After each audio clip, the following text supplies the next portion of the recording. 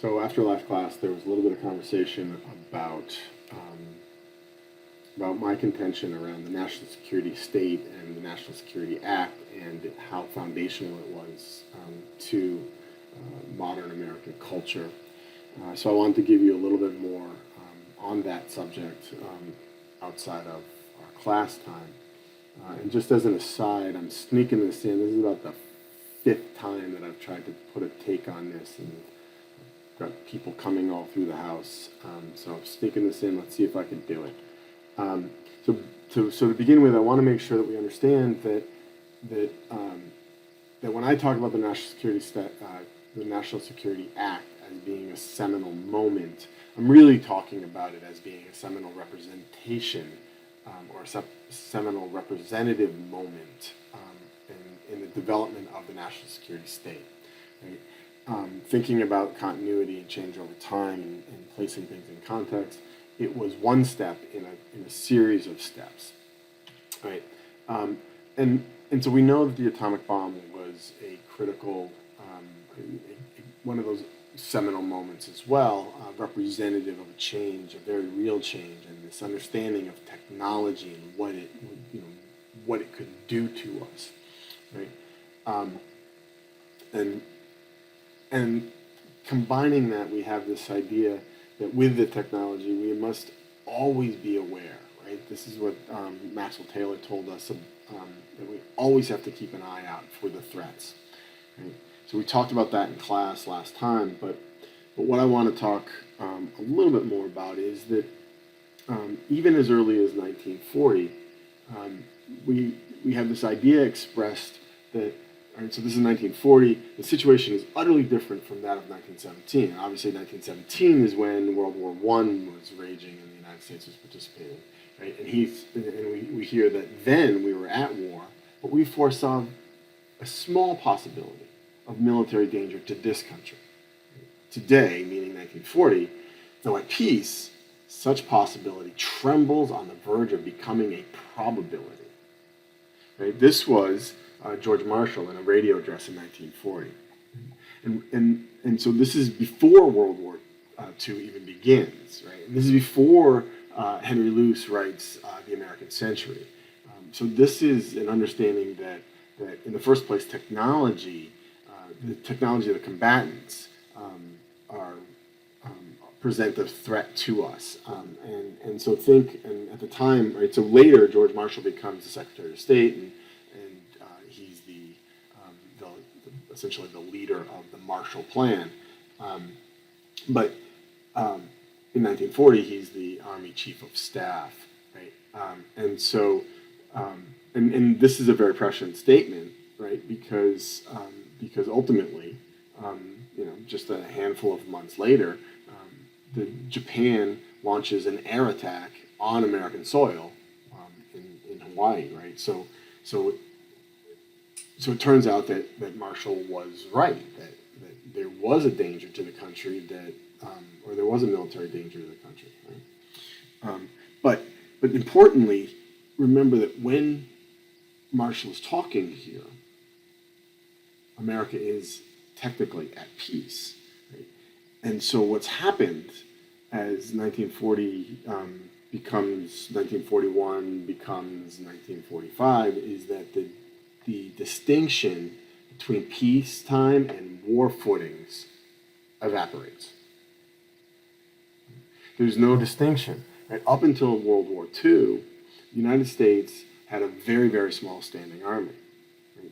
Generally, it went to war. It recruited the soldiers that needed to go to war. And then when the war was over, it decommissioned most of the army, mothballed it, kept a small standing army for small engagements and for managing the ramp up to the next war, that sort of thing, but essentially had no standing army. After World War II, we have a permanent, large-scale standing army, and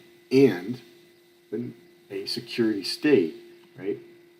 It goes beyond and over sort of the foil to hold this whole development of a national security state is this Russian threat, the Soviet threat, global communism.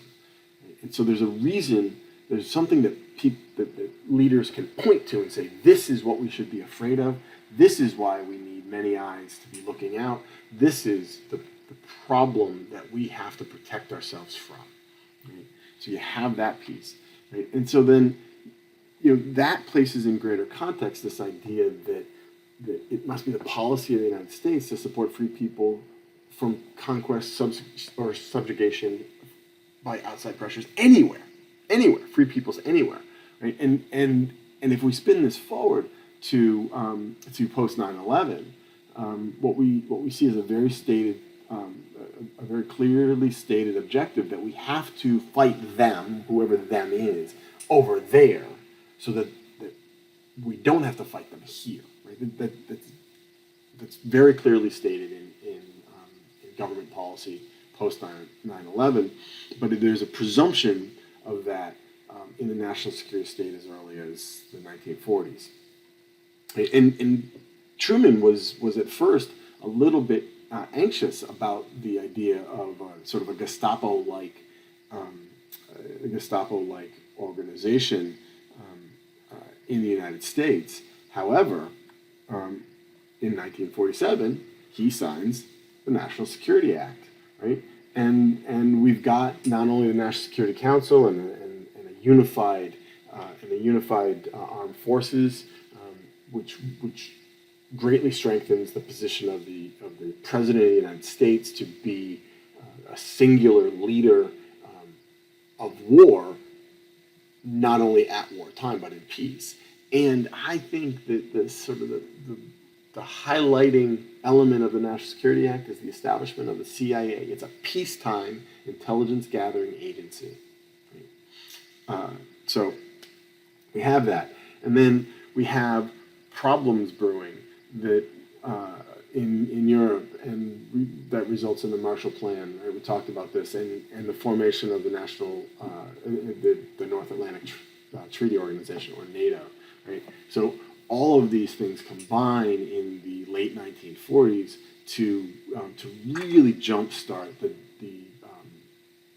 evolution of a national security state. And so while you might point to the New Deal and say, yeah, sure, we instituted a lot of things that give us a sense that we should have a bottom, a floor under which we do not fall in society, but this fear that developed with the atom bomb and the development of global communism and the national security state, that we operate in fear. And if you have grown up essentially since 9/11, think about the impact that this idea of threat has on our culture. Think about how it pervades all of our culture. And this is not a new phenomenon. It ramped up and it had a new target after the attacks of September 11th, but it's not a new phenomenon.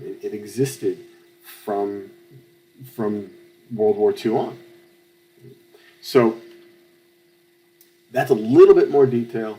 Again, as always, if you have questions or you want more conversation about this, just send me a note at hyden@harvard.edu. Talk to you soon.